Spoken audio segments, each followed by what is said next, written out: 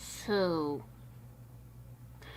I wasn't planning on making this video, but I feel it's something I should talk about.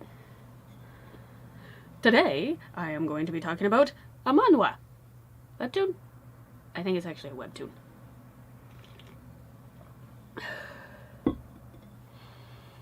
Yeah, it's actually a webtoon. Quick context, a manhwa is actually a Korean manga. Anyway, I have literally been unable to put this down. I have been having difficulty doing anything. I'm actually having difficulty right now, not just dropping everything and continuing to read. So, Solo Leveling. Solo Leveling is a sort of isekai. More quick context. An isekai is a Japanese term primarily used for manga.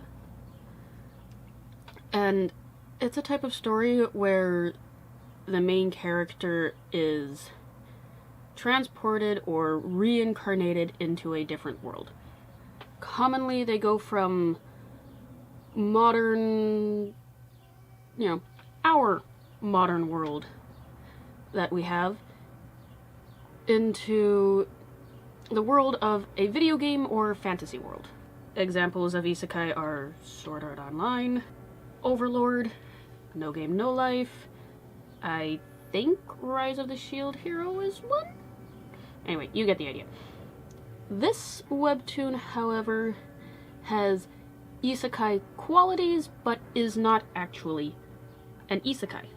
So, 10 years before the main events of this webtoon, of Solo Leveling, these portal-like gate things started appearing all over the world. They brought with them monsters. These monsters vary in size, strength, and shape. Anything from a low-rank insect to a high-rank demon, orc, giant, whatever. On the other side of these gates are dungeons. Video game-like dungeons where the monsters reside, alongside the dungeon boss. If these gates are left alone, they sit around for about a week, and at the end of that week, the gate opens up and out come all the monsters.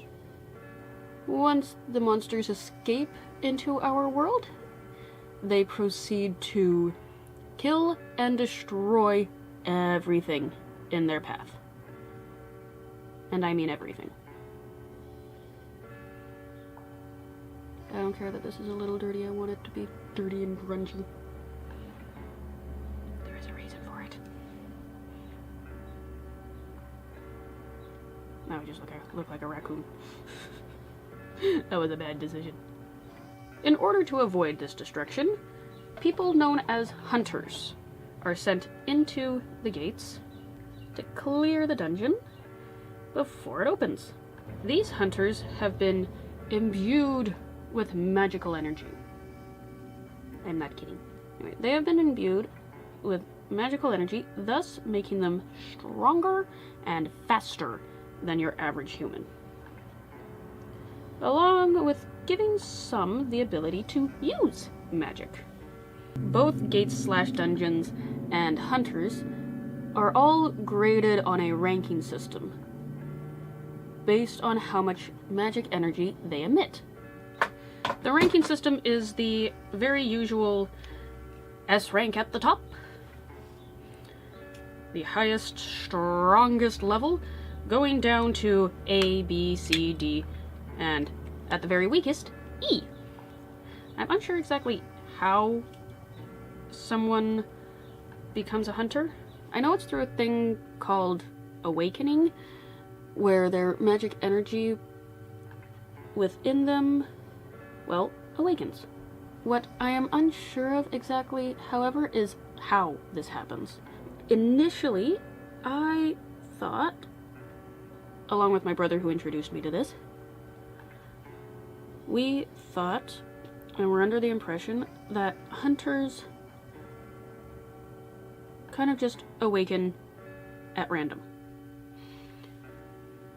Someone just suddenly awakens.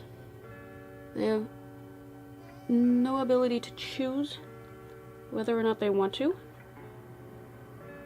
It just happens. You know, just out of nowhere, they just suddenly start emitting magic energy, and therefore can become a hunter. But something came up recently within the webtoon that suggests otherwise. It suggests that there are certain people who are able to awaken someone at will, thus making the process no longer random. What I do know is random, willy-nilly, whatnot, takes no care for who you are, what you do, etc., is the class. When a person is awakened, depending on what kind of magic energy they emit, how much, etc., they are put into a class. A hunter's class is not determined by their previous day job, and is not determined by their lifestyle, day job, anything. My hair is a mess today. Oh well. You can have a person who trains day in and day out to become stronger and has muscles galore, and they become a mage class. Meaning they have no extra physical strength whatsoever, and they kind of just sit there and be like, meh. Or at least they do in a physical fight. And likewise, you can have somebody who lives in their room all day, never leaves, has no intentions of doing anything in the outside world, and they become a tank class, meaning they are physically strong and intimidating. An actual example from the webtoon itself is someone who is basically a career swordsman. They actually take on students for sword classes, and they became a mage class. Now, once somebody has awoken, received their rank and their class, they can't change it. No matter what they do, how hard they try, how hard they train, once they've received their rank, they cannot change it. They cannot get stronger at all. They can train every day, and the only thing that'll get better is their natural fighting ability. Now, with that exposition out of the way, on to the main events. Solo leveling takes place in Seoul, South Korea, and follows Song Jin-woo, an E-rank hunter. Not just any E-rank hunter, the weakest. Period. I'm not kidding. I wish I was. The poor guy. Every time he enters a dungeon, no matter how low its rank, he gets injured.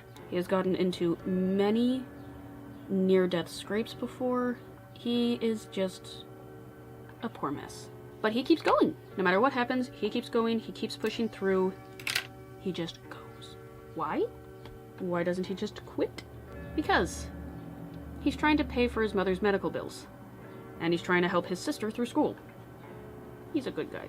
On one raid he goes on, the raid team he's with finds a secondary dungeon within the original dungeon. They enter, and without spoiling anything, let's just say it doesn't go well. The entire team is just gone. Only 6 make it out.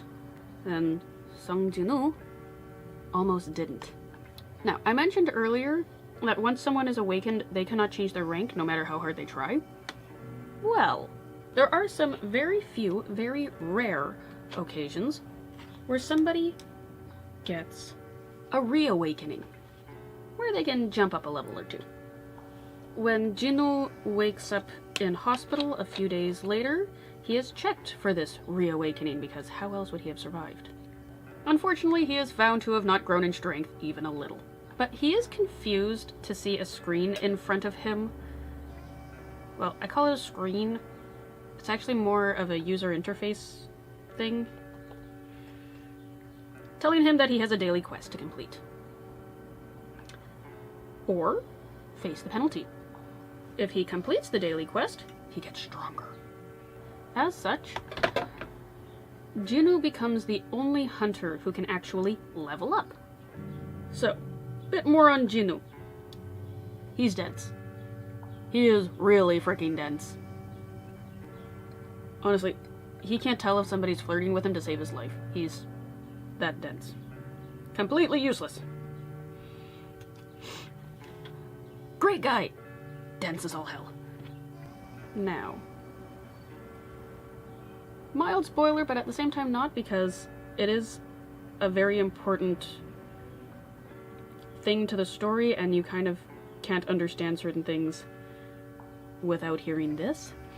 And that is, at some point down the line, Jinwoo becomes a necromancer. A very strong one at that. With his necromancer thing, he has to name some of his shadows. That's what his army is called, the Shadows. Believe me, they look really cool. He has to name these shadows, but he sucks at remembering names. So he normally ends up naming his shadows something very simple. As he grows stronger, he becomes very cold and intimidating. Like I said, he's still a nice guy. He's just cold and intimidating, and you don't want to mess with him. Because he's scary. He's very scary. By the time he gets re-evaluated, to be told, yes, this is your new rank. You've had a reawakening. This is your new rank. He's an S rank. He is among the strongest of the S ranks at that. It is. Anyway, as for his shadows look amazing.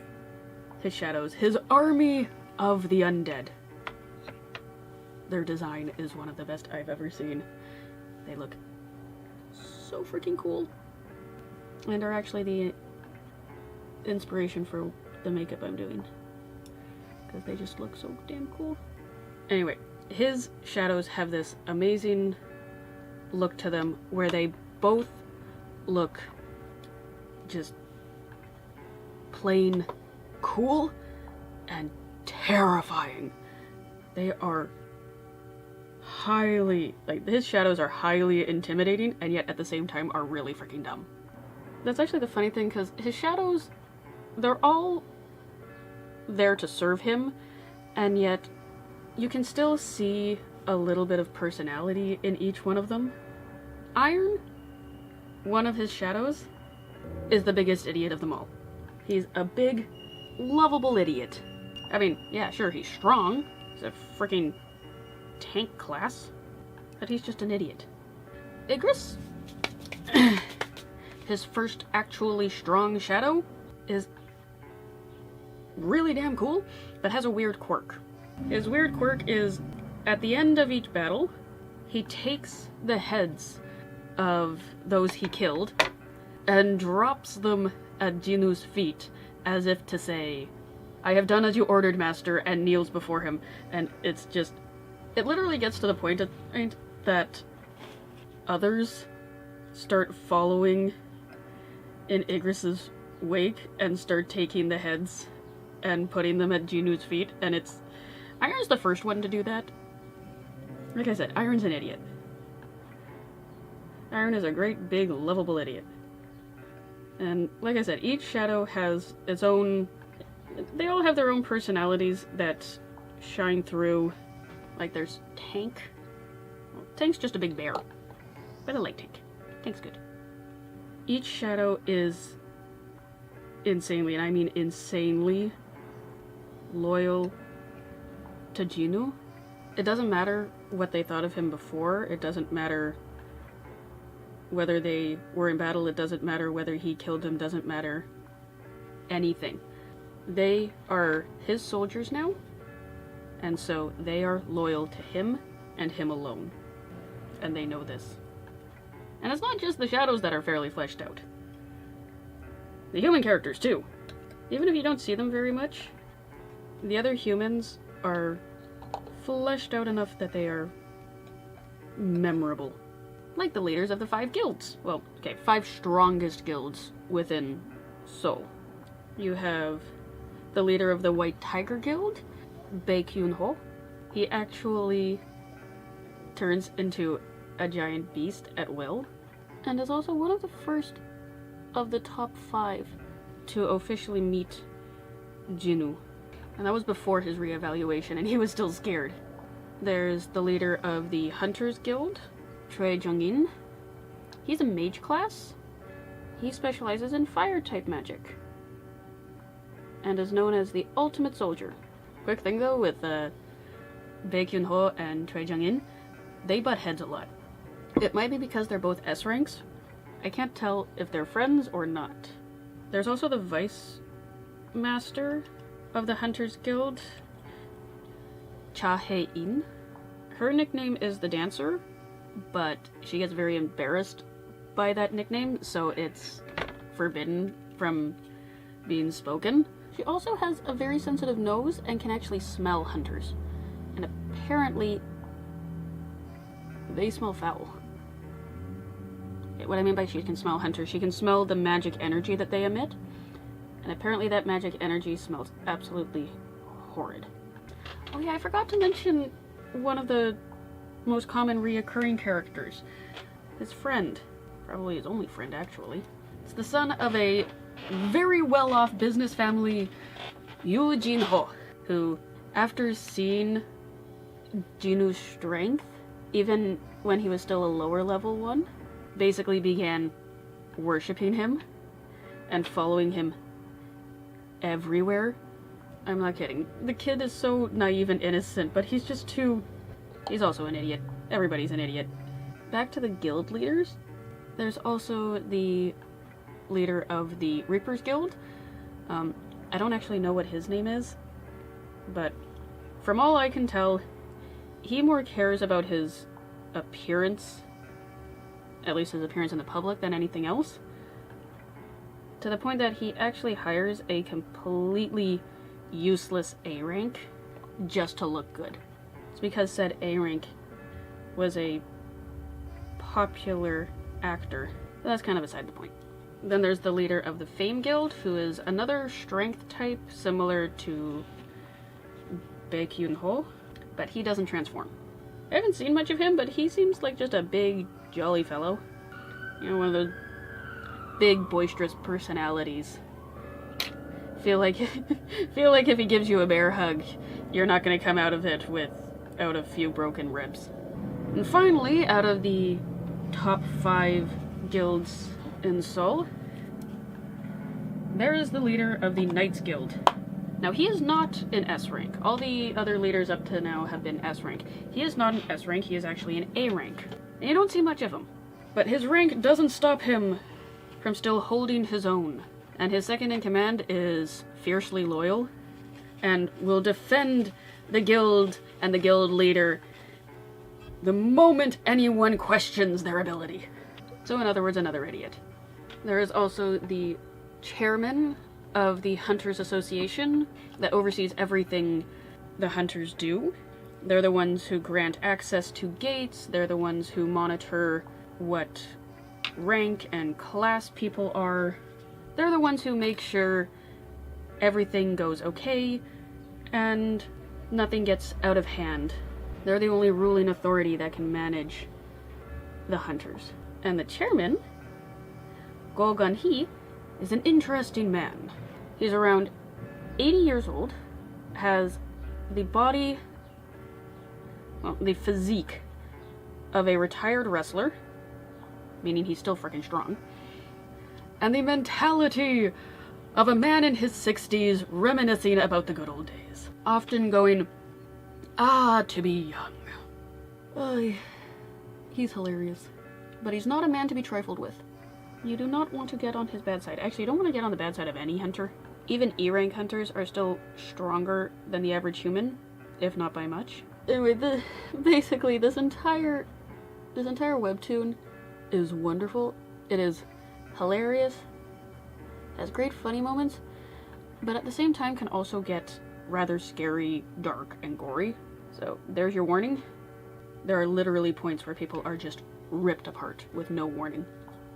It gets especially terrifying when Jinwoo gets angry. Oh, I forgot! Give me a bit. I'm gonna attach these lashes and come back to you in a moment. I forgot about one of my favorite shadows.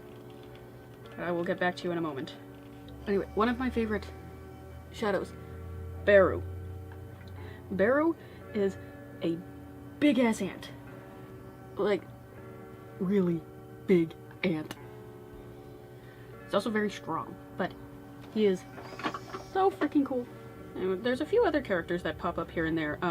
There's the chief of the monitoring division. I think his name was Ujin Chul. And I kind of feel sorry for him at times because of all the crap that Jinu does and gets into, and he's forced to help clean up the mess. But at the same time, you know, he's not a dunce. The shadows are dunces. The shadows are just idiots.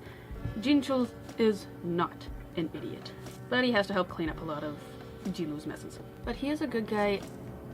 He is one of the first ones to suspect Jinu of reawakening. Unfortunately, at the start, it doesn't lead anywhere. It's not to say he doesn't have hope. But yeah. Yeah, so there's my ramble. I had a half script and a lot of notes, and that was it. So that's why it was disjointed. Sorry. It's literally, I started a couple days ago and haven't been able to put it down since, and I just felt I needed to share. So, that's everything I have thus far, without trying to spoil anything. Yeah, this webtoon is amazing. Like I said, I've tried my best not to spoil anything, at least nothing major. But please go read it. I'll link where my brother and I have been reading it from, along with a couple of things, because there are a couple of bits that aren't really working. So it's only 2 chapters that aren't working right now. So I'll try and link other places to find those ones down below as well. So yeah, here's the makeup. It's done. It took me forever, but it's done. It's kind of based off the shadow design, as you have probably noticed. Anyway, okay, I'm done. Makeup's done. I'm gonna finish this off. I'd say these shadows are, if not my absolute favorite, they are definitely among my top favorites. So I will see you all next week, and I'm gonna go back to reading. Bye!